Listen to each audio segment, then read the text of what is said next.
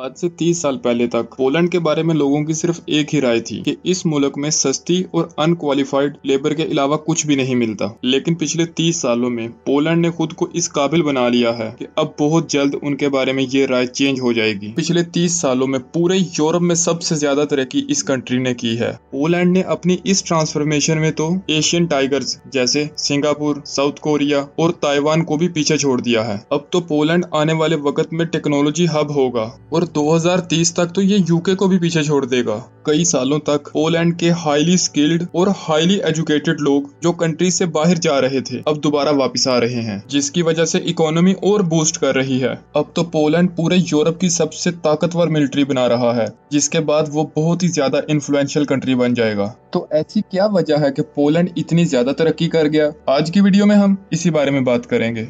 Poland की सारी तरक्की को जानने के लिए हमें इसकी हिस्ट्री को समझना पड़ेगा। 20th सेंचुरी के स्टार्ट में नाजी जर्मनी के पोलैंड पर कब्जे या वर्ल्ड वॉर 2 में अपनी 20% पॉपुलेशन को लूज करने के बाद पोलैंड ईस्टर्न ब्लॉक का हिस्सा बन गया और ईस्टर्न ब्लॉक की बाकी कंट्रीज के साथ सोवियत यूनियन के कंट्रोल में आ गया। इस दौरान सारा मुल्क पूरी दुनिया से कट चुका था। ना तो किसी कंट्री के साथ ट्रेड कर रहे थे और ना ही इनकी इकोनॉमिक प्रोग्रेस हो रही थी। हालात में बेहतरी ना आने की वजह से लोग अपने फ्यूचर को लेकर बहुत ही नाउम्मीद थे और हालात ये आ गए कि पोलैंड ने अपनी इकोनॉमी को बेहतर करने के लिए सोवियत का मॉडल अडॉप्ट कर लिया, जिसमें गवर्नमेंट हर चीज को कंट्रोल करती है। प्राइवेट बिजनेसेस बिल्कुल खत्म हो चुके थे और क्योंकि पोलैंड सोवियत यूनियन की एक कॉलोनी थी, इसीलिए पोलैंड को हर वो काम करना पड़ता था जिससे सोवियत यूनियन की इकोनॉमी बेहतर हो। मॉस्को से आने वाला हर हुक्म मानना पड़ता था, चाहे उसकी कोई सेंस हो या ना हो, जिसका नतीजा ये हुआ कि पोलैंड के लोगों के पास बेसिक नेसेसिटीज को पूरा करने के लिए भी चीजें नहीं थी। फिर 1989 में पोलैंड समेत तमाम ईस्टर्न कंट्रीज में कम्युनिज्म खत्म हो गया।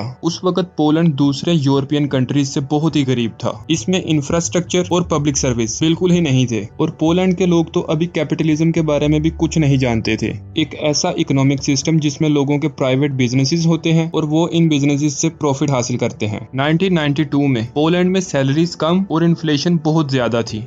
पोलैंड ने मॉडर्न यूरोपियन हिस्ट्री में जिस तरह से कंसिस्टेंट इकोनॉमिक ग्रोथ दिखाई है, प्रैक्टिकली ऐसा बहुत कम कंट्रीज ही कर सकती हैं। इसका सारा क्रेडिट पोलैंड की नई स्ट्रेटजीज को जाता है, जिसमें सबसे अहम अडॉप्टेबिलिटी है। 1990 के बाद कम्युनिज्म से निकलकर कैपिटलिज्म की तरफ आना ये बहुत ही मुश्किल था और इसे अडॉप्ट करने में पोलैंड ने सबको पीछे छोड़ दिया। कम्युनिज्म से कैपिटलिज्म की तरफ आने के लिए पोलैंड की स्ट्रेटजी में दो चीजें शामिल थीं। पहली तो ये कि हर वो चीज जो स्टेट के पास है उसे प्राइवेटाइज किया जाए और दूसरी ये कि उनमें से हर किस्म की करप्शन खत्म की जाए। पोलैंड ने इसे अडॉप्ट तो बाकी कंट्रीज के बाद किया, लेकिन इस पर कंसिस्टेंट रहे। इनकी इस कंसिस्टेंसी की वजह से ही इनकी इकोनॉमिक ग्रोथ सस्टेन रही। 2004 में पोलैंड यूरोपीय यूनियन में शामिल हो गया, जिसकी वजह से उसे पूरी यूरोपियन कंट्रीज की एक्सेस मिल गई। स्टेबिलिटी और लो लेबर कॉस्ट की वजह से वेस्टर्न यूरोप की बड़ी बड़ी कंपनीज पोलैंड में अपनी मैन्युफैक्चरिंग का आगाज कर रही थी, जिसने पोलैंड की इकोनॉमी को और ज्यादा स्ट्रॉन्ग कर दिया। यूरोपीय यूनियन में शामिल होने और इसका मेंबर बनने से पोलैंड को एक और फायदा हुआ, क्योंकि यूरोपीय यूनियन वेल्थ रीडिस्ट्रीब्यूशन के प्रिंसिपल को फॉलो करती है।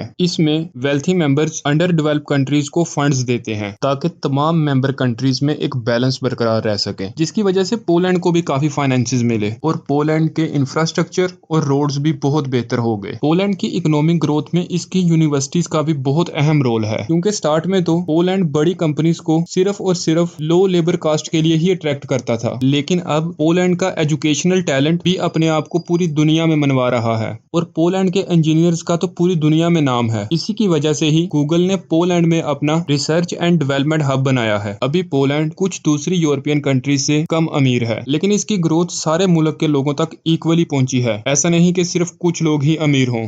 नेटो में शामिल होने के बावजूद भी अपने माजी के एक्सपीरियंस की वजह से पोलैंड ने अपनी मिलिट्री फंडिंग खत्म नहीं की, बल्कि रशिया के यूक्रेन पर हमले के बाद पोलैंड ने अपना मिलिट्री बजट और बढ़ा दिया है। बहुत जल्द पोलैंड अपने टोटल जीडीपी का 5% अपनी मिलिट्री पर खर्च करेगा, जो नेटो में मौजूद तमाम कंट्रीज में सबसे ज्यादा है। और इन्होंने ऐलान भी किया है कि वो 3 लाख लोगों का आर्म्ड फोर्सेज में इजाफा करेंगे, टैंक्स, फाइटर जेट और दूसरे बेसिक इक्विपमेंट्स भी खरीदेंगे। इस डेकेड के एंड तक पोलैंड के पास यूरोप की सबसे ताकतवर मिलिट्री होगी। ये सब कुछ पोलैंड अपने बॉर्डर्स और अपनी सोवरेनिटी को महफूज रखने के लिए कर रहा है। तो क्या ये सब कुछ करने से कभी पोलैंड अमेरिका से ज्यादा इन्फ्लुएंशियल हो सकता है?